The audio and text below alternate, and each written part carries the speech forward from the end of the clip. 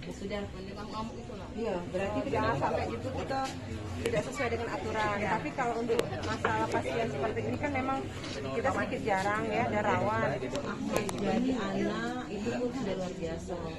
Istimewa, kami menjadi seseorang yang istimewa ya.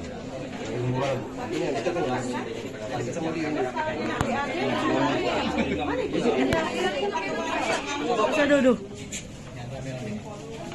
Tangan yang itu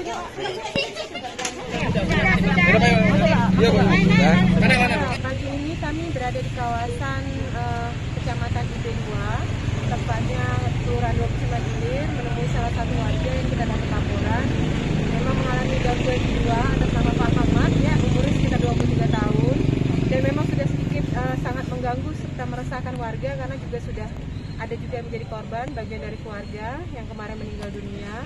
Maka hari ini kita evakuasi ke rumah sakit Edi Bahar. Harapan kita tentu nanti mendapat penanggulangan atau